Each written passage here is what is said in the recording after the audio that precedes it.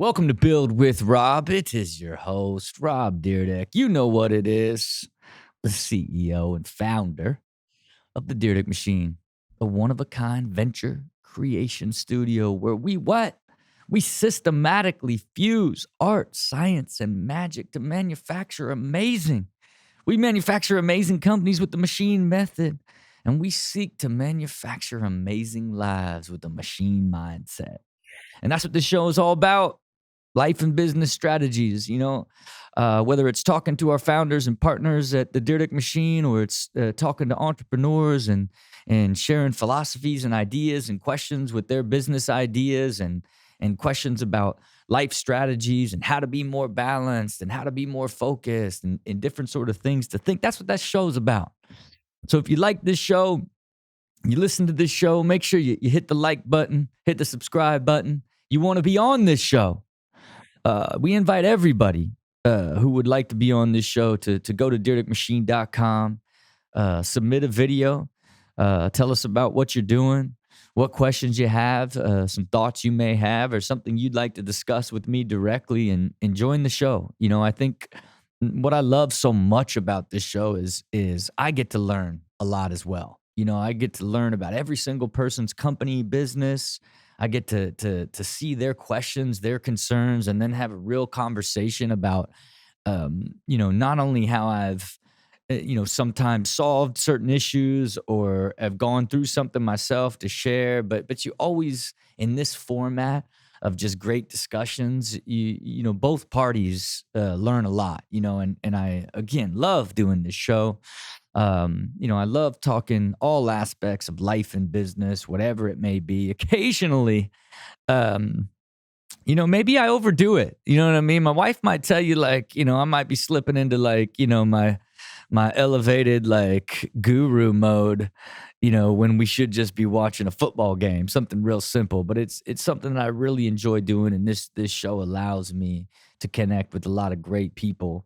And have great conversations, and even recently I was, on a podcast with a friend, and afterwards we're talking about the importance of clarity, and that clarity itself is sometimes very hard to find, and depending on how chaotic your existence is, being told to the first thing you got to do is get clear.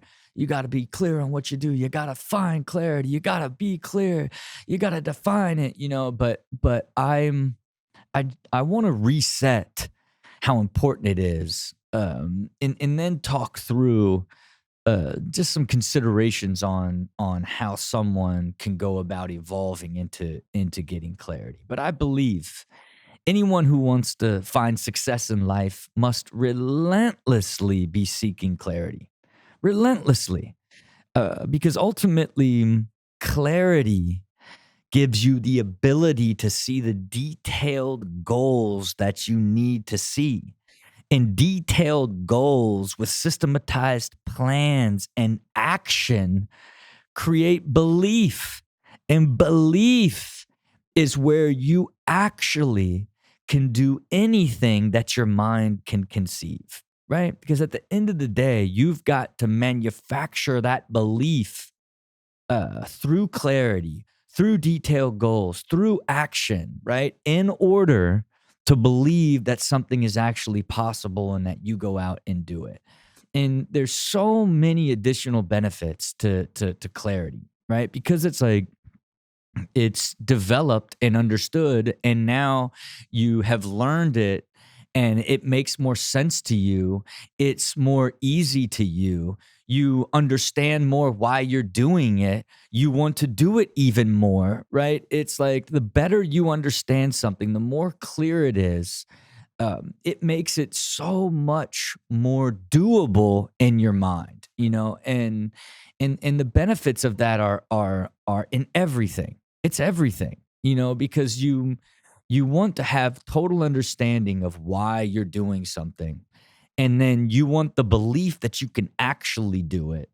And that all comes from relentlessly seeking clarity, And for me, it's something that you you don't just automatically become super clear, right? Like no matter what, you're going to go through a process. But in this world where you're trying to evolve and be better and build a company, be more consistent, be stronger, be a better person, be a better version of yourself, create your ideal life, all of these things need to start with you taking action on just defining them, right? And even if you're not entirely clear in the beginning, like just going through the process of defining what you want, you will begin to get clearer and clearer over time. Because the more energy you put into it, the more action you take towards it, the clarity will begin to build. It will reveal itself to you over time.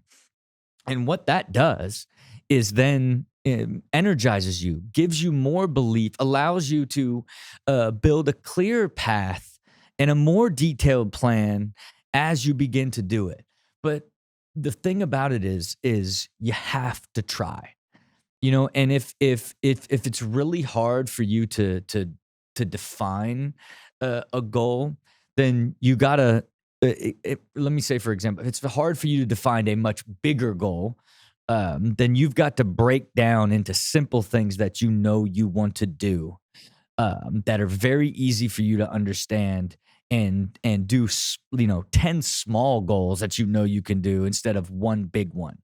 Right, and because a lot of times you get overwhelmed with, like, you wanna do a company, but how do I leave my job? And I don't know, I feel like I'm tired all the time and, like, "Oh, I wanna work out too. Oh, but I gotta eat healthy. Oh, I gotta stop going out as much." Like, you can there's all of these different things, that affect your ability to find clarity, and you've got to take the time to identify what those are and begin to um, knock those out one at a time in order to be able to look beyond what is clouding you. But like everything else in life, you got to take the action.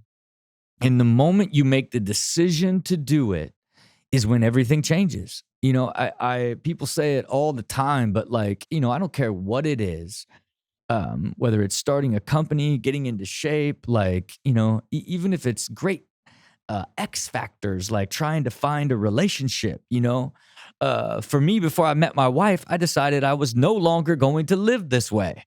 Like I started to think about who I needed to be before I could create the place that would be a place where the woman I would like to be with would want to be. There's all aspects of your life that require, defining in order to actually go out and realize. And that is one thing that I really implore in all aspects of your life is continually, relentlessly define what it is that you want to do, and the things that you don't understand, learn everything about it, if it is in fact part of the goal that you want to achieve, because the clearer you can make a goal, the more you believe it, the more energy you'll have towards it, the quicker you will accelerate towards it, the more belief you will build on the way there, and it will transition from pretty clear to super clear to, in your mind, there's no doubt that you're going to achieve it. That is the process. In everything that you do, you should constantly be putting energy into seeking clarity, because ultimately that is going to be the quickest and clearest path to actually achieving what you want to do.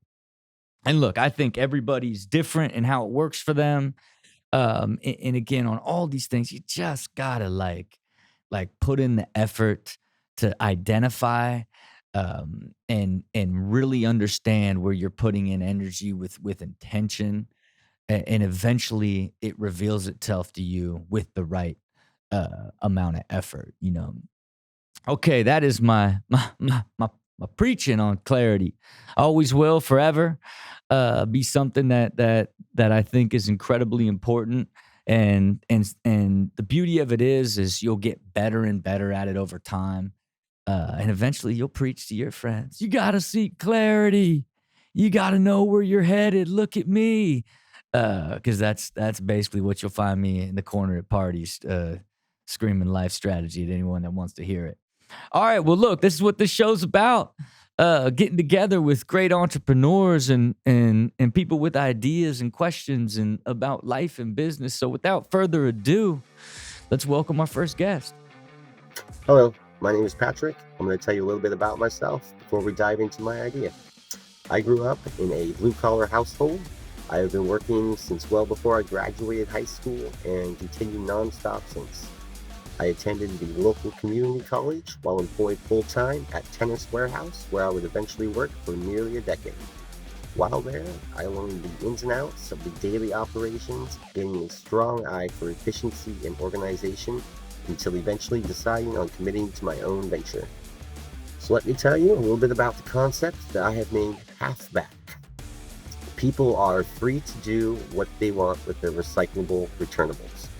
Most people just toss them in their blue recycling can at home and do not receive their 5 to 10 cent CRV per returnable. Instead of throwing their recycling away, get paid to sort it. Once a week, HalfBack drivers will collect returnable bottles and cans from neighborhoods and individuals that agree to sort their recyclables for cash, half the return value. Branded cans will be provided upon sign-up for easy curbside pickup. In a neighborhood of 2,000, with 25% participation at an average of $5 per pickup, after costs at 1 hour per 25 customers, that would equal $25 per hour in profit. I want HalfBack to inspire a new wave of environmentally conscious individuals. Consumers should be excited to contribute towards a greener planet, not feel obligated. Paying them their due CRV, at least half, is an easy way to make that happen.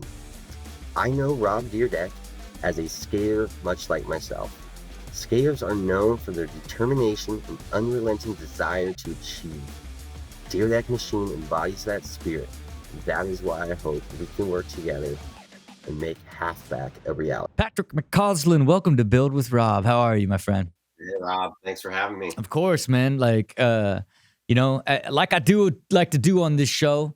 I love to get the videos so I can get some background on the different entrepreneurs and their visions. And I feel like you certainly had an unusual path to sort of the type of product that you have landed on.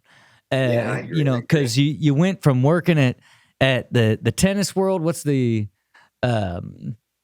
working in the tennis game that led to doing some social media that ultimately led to this. My question is, did you grow up playing tennis? Were you passionate at tennis? How's a guy end up in the tennis store for 10 years? No, that was just a warehouse job. That's just a 9 to 5 for me. Oh, well, okay. But I learned a lot there. So it's really so did you ever play tennis? A little bit, yeah. Okay. We had a court at the workplace, so it was cool. You can go and play some games if you really wanted to. That's really funny. If you were about to say like, no, I never, I'm not passionate about tennis whatsoever. No, we had people that have never played tennis. You could work there with no tennis knowledge. Yeah. Hey, look. So like, give me the 1 minute pitch on sort of the vision of your concept and what you're hoping to achieve. Well, what I really want to achieve more than anything else is getting people excited about recycling. This is something that we all should be working towards in today's society, and we're going to have to, whether we want to or not. And this is just a good first step, I believe, in getting people to engage and realize that it's something worth pursuing. Yeah, and look, and to me, recycling probably goes in waves, right? Like, it's like, especially California pushed pretty hard and drove to like recycle bins and then that became really became like, it kind of evolved, and then there's sort of a wave of like we got to and then it's taught like at younger ages, and then it's on you as an adult to decide if you want to continue on the journey exactly. Of doing it, and so it's kind of hit or miss, and so like what drove the idea of ultimately HalfBack, and how does it work exactly? because to me, I was still kind of trying to wrap my head around the economic side of how the business would work. So I'd love to just hear from you how the business itself would work and how you would execute it. Well, the business side is definitely something I'm still learning a lot about, and there is definitely a lot to learn. And so the economics, as far as turning a profit, are still somewhat being turned together. Yeah. But I believe that there is room to make that profit because there is money to be had. Yeah, and look, when I'm start looking at it, when I look at the CRV, the California refund value, right, which Mhm. is essentially split up into two parts. It's 24 ounces and below and 24 ounces and Mhm. above. You get Yeah. 5 cents for the smaller and 10 cents for the larger, which is essentially bottles, right, or cans, Yeah. right? Exactly. And, Exactly. and so because I love businesses where you really can start mapping out everything through these super clear metrics.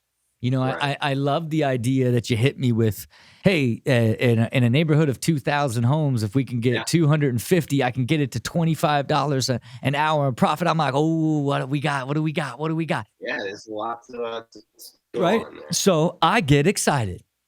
Yeah, anytime anyone purchases a 12 pack of soda or beer, whatever it may be, you are paying out that CRV upon purchase. And so when you return your cans and bottles, they're giving you your money back, more or less. Yeah. Yeah, and look, in because of the metrics and how it works, I really like to start looking at it because it basically reveals everything about the opportunity, right? Hmm. And so, I started just kind of like trying to put together like how many like like under 24 and over 24 cans and bottles Oh, that right. Yeah. so I guess what do you I said that the average family would have 30 a week. What do you think? Do you think I that's pitched it real low at 5. That was really low. As far as I've done a little bit more research since then, I've done a little bit of return recycling myself, and I've found that it will be probably higher than $5 per can. yeah, but I'm saying no, I'm saying how many cans like does a family do per week, right? Like I was saying like, probably, 20 below 24 ounce cans or bottles and then probably 10 on an average week. I was looking at 30 containers essentially as like an average family is the first metric I hunted down. So you're talking about the individual returnable cans? Yeah. Oh, okay. See, I had that a little bit higher actually, because I'm a soda person, I'm a beer person, I drink a lot of cans, I drink a lot of bottles, and it adds up pretty quick. And so what do you think? Is it more like 60 where it'd be like 20 of one and or I'd 40 of the say up low, 70 plus 70 at least. plus? Yeah. Okay, yeah, because like really, even at like the 20 and 10, so it'd be 30 a week, like it ends up at like $2, right? Then when it goes to, Right. if you go up to 60, now you're at 4, right? You go up to 90, let's just call it 100, right? Exponential. It still ends up in that 2 to 4 range, right? And Yeah. 2 to 5 range, and then you're taking half of that because they get half of that back, right? Correct. And so even if then I was like, how many of these could you do in a day, right? Like how many houses could you actually get to and check and get to it? Was another sort of consideration, and I put it at Yeah. like 100. I Yeah, it don't. really depends on the process and a little bit of the work ethic, obviously, but I think it's manageable to get at least 25, 50 in an hour. Oh, of homes. Yeah. Yeah, because I think that's where it really, because you got to think like to get to a house and then get to the next house and their location. I think you'd have to put like a few, three to I think you'd have to put at least 5 to 10 minutes in between each of those. So Okay. I put it like a little bit lower, but was still Right putting on. it at like 100 a day.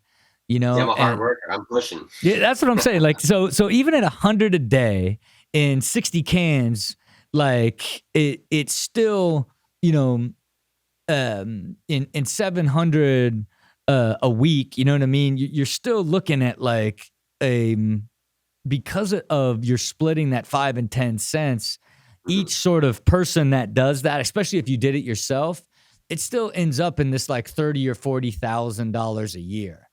You Right. know, like, and that's where it jammed me a little bit, right? Because Okay. now Yeah. now to do almost like what's physically possible, and then forget about the scale of the customer base on size.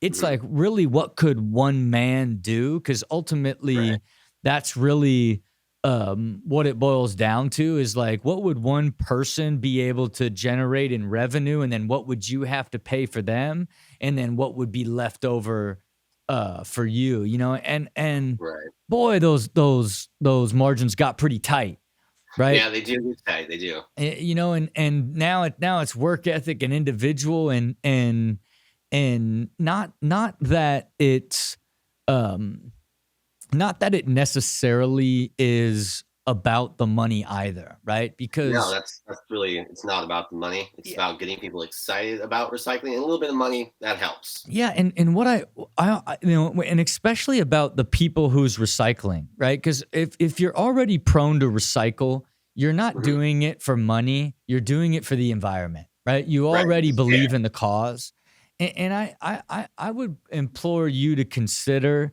like, number one, take the time to really dial in those metrics purely Mhm. as it relates to how many you could do per hour, how much was done, how much can you make, and really dial that in, because Trying like some if you solid can, numbers. yeah, if you can prove that that's sustainable and just slightly profitable, then now you have something that somebody can invest behind that's metric Right on. based, right? That's super easy to follow. And I think there's a world where you could almost double up on the actual like recycler, right? And be like, hey, we're going to take your cans and the money you would have got, we're going to take half for our work to get it, but then we're going to take the other half and put it into environmental causes. Yeah, absolutely. You There know what I should mean? definitely be a Be- charity option. yeah, Absolutely. because it's like it's there.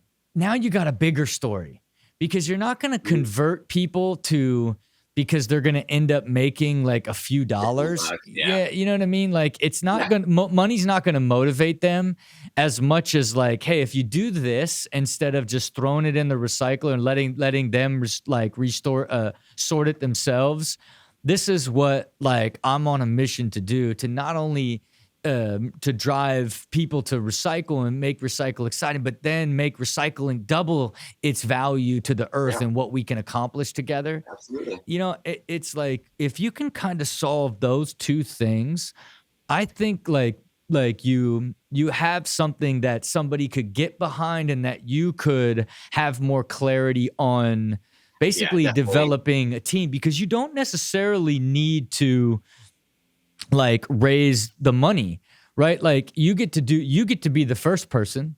And if you Mhm. can drive the revenue to 50,000 a year, call it 5,000 a month, of which 1,000 goes to a charity, and you can say, hey, every I can do this easy and consistently. Right now, you look to hire people to be like, hey, this is how much time it'll take. You'll get 45, you'll keep 5 and give the 10 to charity, right? If Right every on. every body's worth 60,000 in revenue, right? You end up with this beautiful matrix of how you get to scale body by body. And Right. then eventually, if you have, you know, 100 bodies, now you're getting 5,000 off of 100 of them to be working on top of the impact that you're making, both from recycling and donation.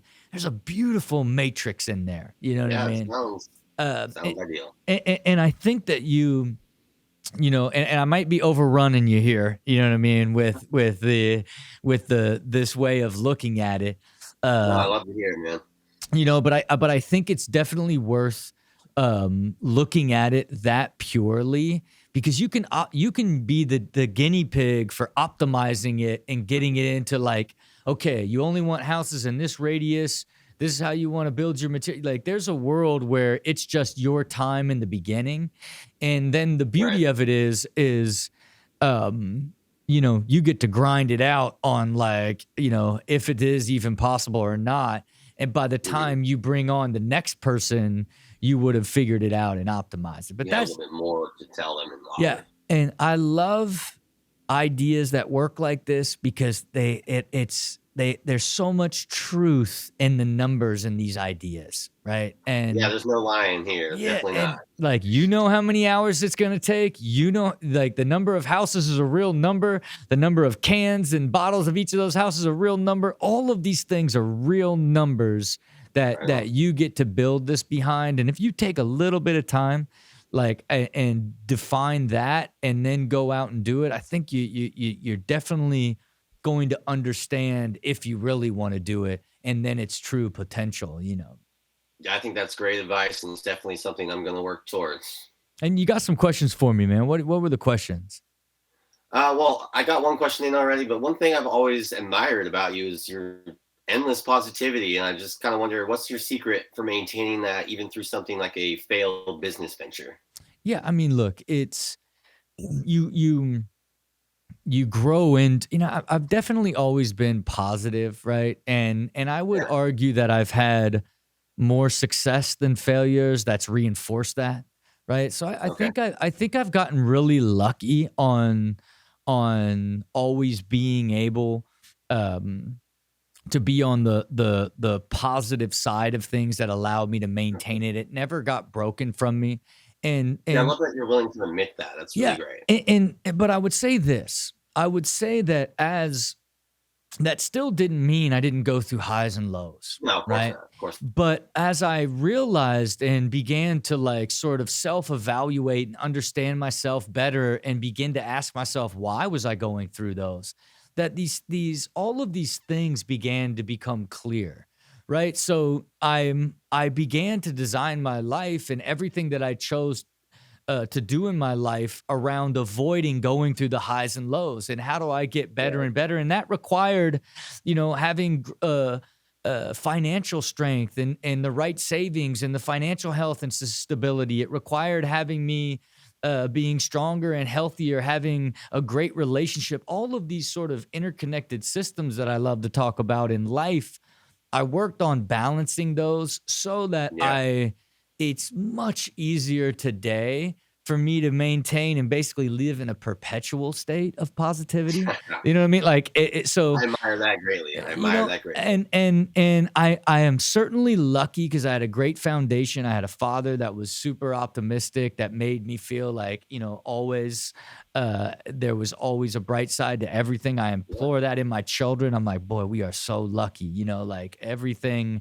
Look how amazing life is. I really try to let it feel like this is an extraordinary life, because I know my dad feeling like that is the reason that I was able to get there. But I know a lot of people didn't have that foundation, and it's really, really on you to get better and better at understanding the things that just pull from that positivity, right? And it's like, you know, if you know, my mom will get all caught up on Fox and, you know, be like in a stewie, you know, like, oh, like, and it's like, you know, and to me, I stay away from all of these different type of things that have no bearing on all my goals, my ambitions, my happiness, that lead to an even further sort of isolation, if you will, from negativity. You know what I mean? Yeah. And it's just a matter of being self-aware that that's a possibility. If you believe you can build a life that'll lead you to more positive than negative days, and you start to see it happening, then by the time you go through the bigger swings, you'll have more belief in the upside, and the downside won't be as harsh or as permanent. Because, you know, when you're feeling half empty, man, you hate everything. You know what I'm saying? Hey, when you're feeling half empty, you wish you were back in the tennis warehouse where it was nice and easy. You know what I'm saying? You know what I'm saying? You know, because people underestimate like how important like structure can actually be. Like, even though you're like, man, I don't want to live 9 to 5, but, you know, make no mistake, the beauty of that 9 to 5 is it does not, it doesn't take from your mind share. You know, like Right. you have the ability to spend energy and evolving and savoring all these different things with that spare mind share because you're in the machine of the 9 to 5. When you venture Right. out and build your business or start a new job that you're not as familiar with, boy, your mind share is now torn apart of trying to Yeah, figure it out all turns these into a new little bit more things. 24/7. Yeah, and especially when you go and build a business, boy, then now it's like your mind share. You think you just escaped the 9 to 5 to get basically the 24/7. Because trust me, when your business is sideways, you have nightmares about it. You know what I'm Yeah, saying? yeah. I believe it. I believe it. You're having dreams of why you can't get anybody to join in your recycle vision. You know what I mean? Yeah, I So wasn't so concerned about the 9 to 5. I was losing sleep. yeah, yeah. So look, I think it's certainly something that I think everybody should know that you can grow and build over time. Not that you can just all of a sudden just turn it on because it's no different than thinking you're going to go work out on it with adrenaline. You know what I mean? Like, oh, I'm getting the jaw, and then Yeah. like, oh, I'm going to be able to be on adrenaline every time I get in the gym. It's you've got to build a world around your energy that keeps you in a positive state. You Gotcha. got to do it with purpose. I love it, man. Thank you. All right. Well, look, I hope that all makes sense for you. I love the vision and what the possibility is. I really think you can map this thing out, number for number, get it Yeah. sorted and optimized. And I think you could get it to a place where it becomes effortless for you, effortless to share. And hey, even if you make 1,000 off of each person that you have do it, or 500, there's a metric in there that gets you to your financial goal that's sustainable and is making a difference in the planet and a great cause. Absolutely. So I'm gonna get started on that right away, man. work those numbers, man. I can't wait to see you Thank bring it alive. Thank you, man. Hey, Appreciate and it. one more thing. The name HalfBack will be too confusing for this concept. You know what I mean? That was the first thought. Yeah. So make sure you sharpen that name to give back to like give better or like Okay. save together, like like Okay, yeah. double the savings. You know what I mean? Like something I hear like you. like recycle squared, right? Yeah, You know. halfback does sound kind of cheap. Yeah, because halfback's about the money. Like Yeah. really your value proposition is taking recycling and doubling it.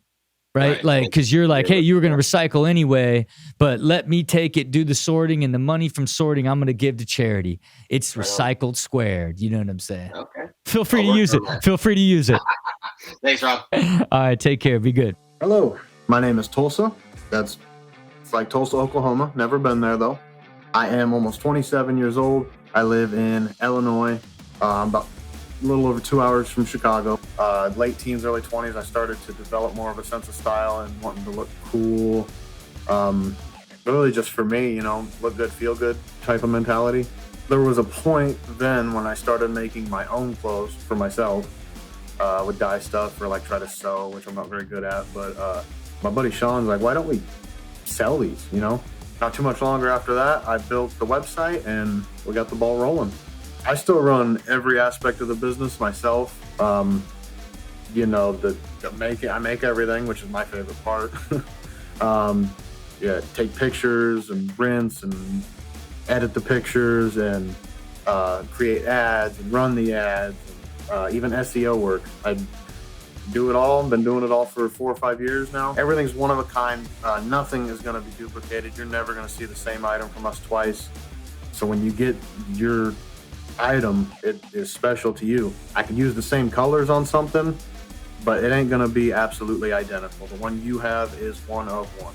I want to continue to see where this takes me. This business has like changed my life so far already, and I just want to continue to ride the wave and see where it goes. We'll continue to learn and grow, like I said. Thank you, whoever's watching this. I don't know if it goes straight to Rob or not. I appreciate anyone on the other end. Thank you. You're dirty girl. You're dirty girl. Baby, what you doing with me and that ain't nothing right, girl. You're dirty girl. You're dirty girl. Baby girl, I know you're hungry for the superstar life. Tulsa Tally, welcome to Bill with Rob. How are you? Thank you, Rob. This is a huge honor. I've been a fan for a long time, and my entire family is a fan. So greetings from my family as well. Now, look, I also heard before we jumped on here a parrot in the background. Is the parrot Yes. also a fan? Does the parrot ever watch Um, ridiculousness? the TV is literally 5 feet from the parrot upstairs, so he probably hears your voice 20 hours a day. Oh man, what a joy! What a joy from everyone in the family all the way to the parrot. Well, look, we're not here to talk about TV or parrots. We're here We're to not. hear about your business. Good note, man. Tell me about it, man. Um, it's something I really started executing in 2017 in July. I launched the website, and yeah, just from then we just keep the ball rolling, keep doing amazing things. I keep landing myself in these crazy positions that are just mind blowing to me, and yeah, our stuff has just gotten tremendously better over the years, and I hope to keep growing it that way. And so basically, it is just your form of every single product has tie dye on it. Tell me about sort of the inspiration for the designs and what it is as a brand. Okay.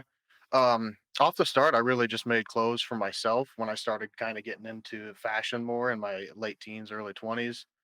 Um, yeah, from there, I started making my own clothes. And my buddy Sean, he mentioned, man, we should maybe start trying to sell these. And I was like, okay, sounds good. We had the business name, which I love, Good Note, kind of always end on a good note, positive vibe type deal. Mm, And yeah, we started selling them. Off the start, just terrible, the worst stuff you can imagine. Looked awful, but as anyone practices their craft over the years, you get better and better. Now I think we're in a spot where our quality is top notch. I pride ourselves on that, and the designs are great. I mean, you always say manufacturing amazing, man. We are just yeah, manufacturing amazing over here. it is beautiful. It's beautiful. Hey, and then I really do like the name Good Note. Like I didn't Yeah, hearing you say it on the positive vibes always end on a good note. Like I didn't get it. I didn't get it when I looked at the website, not on the social media. I never saw that anywhere. You know what I mean? yeah. So I don't know. I think it's a gem of a concept that I think you should double down on and To put a make more little prevalent. yeah, just Yeah, put some energy into it because it's not 100% like hearing you say it like made me feel some type of way. I was like, oh, from good. I was gonna ask you what does good note even mean, and then when you hit it, I'm like, oh wow, that's actually yeah. a super unique way to have to have a title and a name that's positive and on some positivity. You know what I mean? It's very cool. Yeah, and I mean, over time, it's became more and more meaningful to me because the business has just changed my life completely. So, end on a good note, and that's what I intend on doing. Years and years and years from now, when I grow this thing to whatever the levels I can get it to. Yeah, and look, and I would implore you to define what that is. Like really being like, man, if I could just get it to, $500,000 a year and I could net after paying people 100,000 a year, like, and then I could buy a house and live my life, like whatever it may be, the starting first with what you want out of this business and then developing the pathway to get there is going to make every decision you make more clear. Because it's like if you're like, okay, that means I have to sell this many shirts, okay, or I could add, these additional items that then I could sell that. I would need 25 different stores to sell this many and sell this much online. The clearer you can define exactly how to work that plan backwards towards what is complete success for you, the better and clearer you're going to be taking the action to get there rather than just starting it with some homies and being like, this is a good idea. And then running it like you're running it with the homies forever. And then just being like, man, maybe we get on the local news and it pops off. Maybe we get on, I have been on a local I news. know. I watched the You video. watched it? Man, I watched the video, man. Who was that? Paula Sands Live, man. We were out here on Paula Sands Live, man. Oh man, hey, look, I really enjoyed the video because your homie's like, don't curse, like, and That was my biggest concern. you know, and then you got out there and you just executed on live television with old Paula Sands, and she gave you props. She said you did a really good job, you know. Oh, awesome. And look, it's not. And even then, it's like, oh, okay, is Paula Sands going to give us enough viewership? Then it's like, man, I found my way to build with Rob. I'm live with can't Rob believe Dyrdek right now. You know what I mean? Like, is Rob Dyrdek going to make this thing go? You know? And look, I'm again, I go back to this idea that you should consider just building some clarity into a plan, even though it's not in your nature, but just defining it so that your action that you're taking gives you a better chance of making it and moving with clarity towards that goal, you know? Yeah, I kind of have two separate goals in mind. I don't like the route I'm taking now. We've gotten into two physical stores, Yep. but they're kind of like the artisan, like co-op stores where you there's a commission involved and stuff like that. And I don't know if I want to keep taking that route and getting more and more and more stores like that, or if I want to try to get right into like the giant like franchise stores selling, in 700 stores around the United States. I don't know. I think the possibilities are truly endless.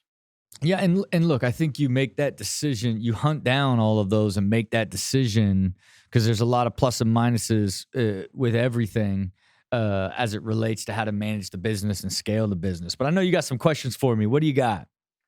Yeah. Well, the business question is just because you're so great at what you do at this point in your life. What would be like if exact position we switch places? What are your next 5 steps? What are you executing immediately to keep the ball rolling forward?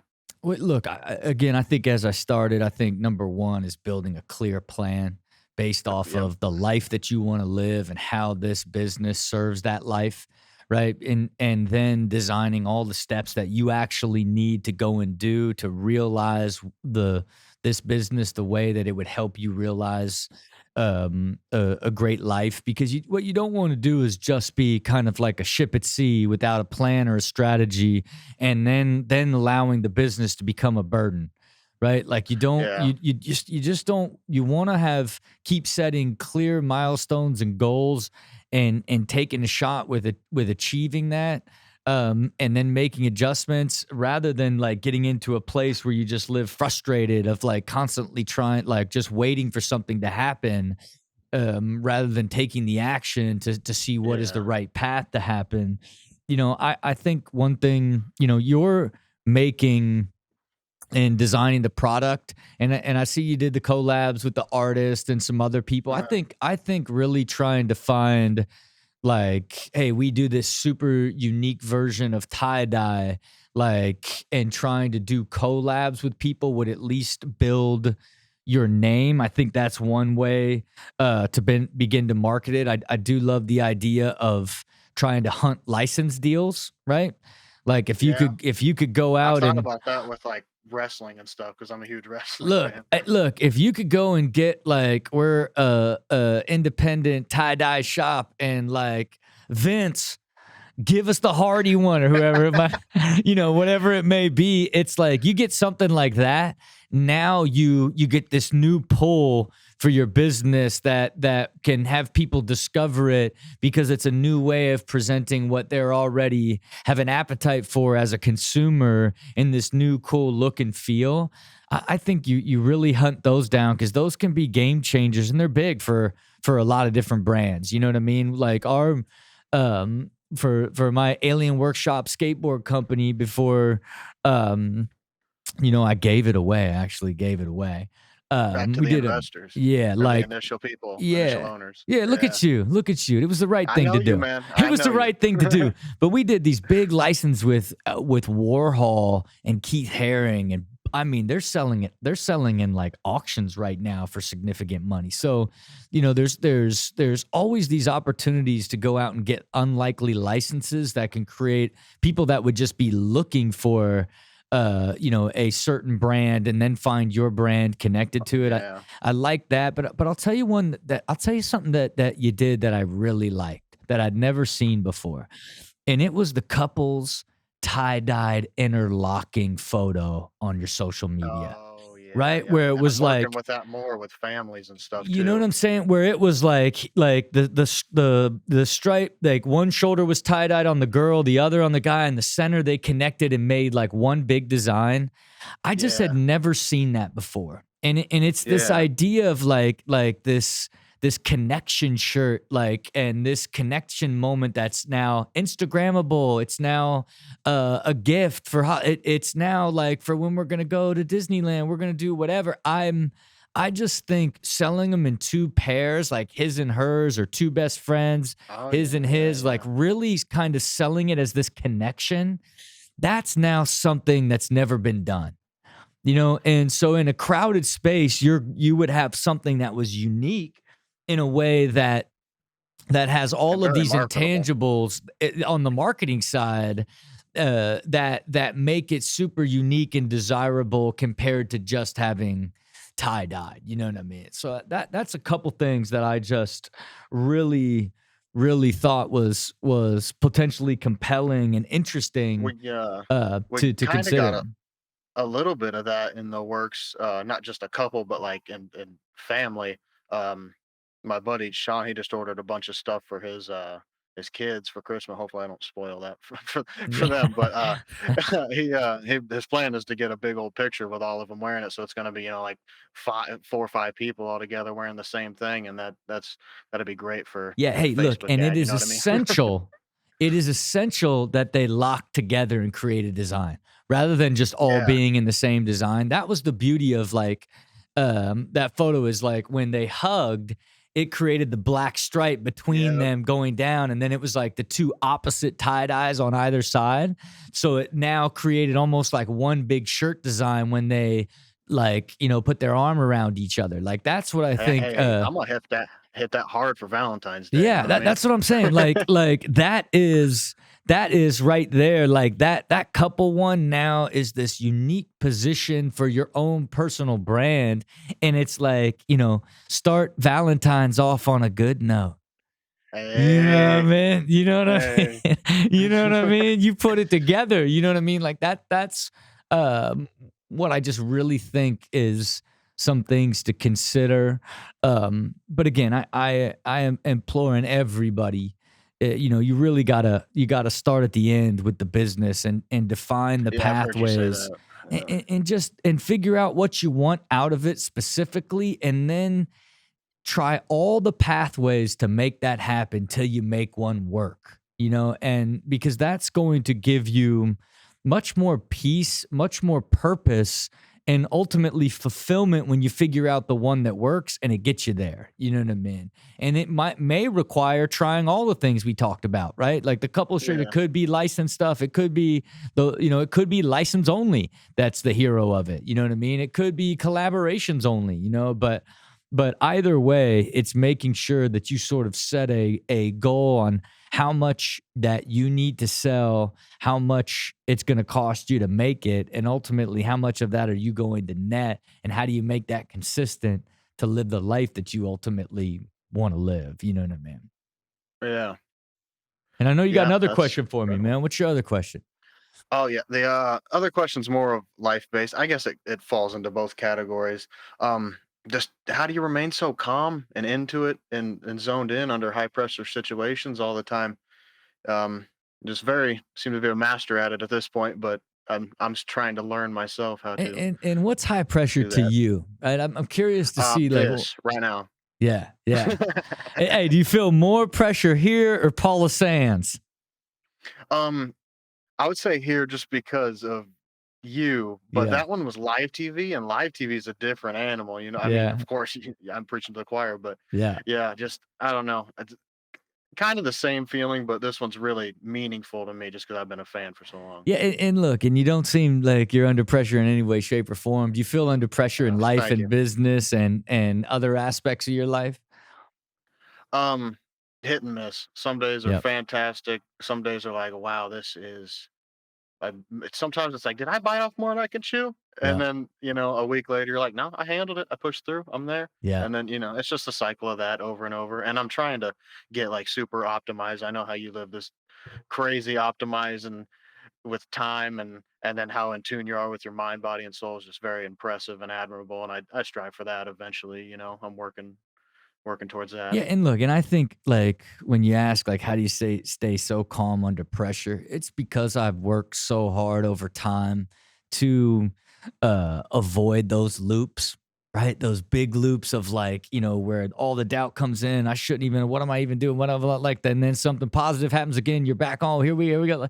It's like I worked really hard to eventually evolve away from all of those and to where they got smaller and smaller over time, to where they eventually now hardly ever even loop, right? It's almost like something may pop up, then I just handle it immediately, but it never pulls me down, right? And again, it's many more years of work and really deciding like I didn't want to live like that. I wanted to get to a place where it was really steady and balanced, and I had to define what that was. Then I had to go out and try to do it and then get better and better at it over time, And again, Almost like a trial and error. right. But you want to do it with purpose. You want to always know what pulls me down, but what pushes me up, and then begin to like look at how do I begin to eliminate or change the things that are always the same things pulling me down. Because you'll end up realizing it's the same sort of things. And so it's like once you knock out 4 or 5 of those, then the dips aren't as deep, and you can begin to optimize and then ultimately have more consistency at the higher side to push your goals further and be happier and more motivated because of what you've been able to do with yourself and watching yourself grow over that time. It's just something I think you should consider. But look, this is what I'm going to do, man. I want you to send me out. Look, no. Here we go. I'm going to end this conversation on a good note. Okay. That's what I'm talking about. Bring it. Look, I want you to send me out. I'm going to go online. I'm going to pick a couple of styles, hit me with some sizes, and I'm going to wear a good note sweatshirt on ridiculousness. Okay. And I'm going to wear. I'm going to wear You this. lost me. Look, you're going to tune into ridiculousness with your mom, your dad, your girlfriend, and above all, your parrot. And you're going to see Rob Dyrdek rocking a good note tie-dyed hoodie, okay? So you have no idea. Okay. What that would do. Oh my gosh. And look, I'm not going to promise you that it explodes your business, because you do know they do play like 100 of them a day. But you will at least have the feather in your cap to know that you said, hey, I'm gonna reach out to this guy, send in a video, which led to like, wow, he brought me on the show. He even watched my Paula Sands live video. And man, if he didn't just decide to get a couple sweatshirts and rock them on ridiculousness, so. Hey, I not just you, man. I'd love to hook up the whole family. We got kid sizes and everything. Yeah, and hey, and if you know me, I love matching kid and family photos. If I got a matching family with that deer, or a matching photo with the Dyrdek family, that's a game changer in itself, man. Okay, well, look, I appreciate meeting you. I really think you got to stay focused on defining really what success is for you in both life and business, and design it and keep pushing. And I really wish you the best, man. Keep pushing on the dream, man. Thank you so much, and I can't wait to see you wearing good note on that stage out there, man. I look forward to it, man. Well, there you have it. Another episode of Build with Rob.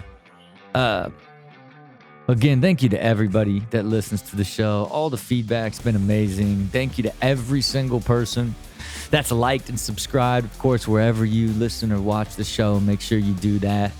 And thank you to everyone that's spent the time to make a video and come on the show. I've just absolutely loved doing the show, love connecting, love engaging, love talking business and life. But you absolutely know that. So again, you want to be on the show, you want to pitch us an idea, just want to pitch us the questions and stuff you want to be on, go to dyrdekmachine.com.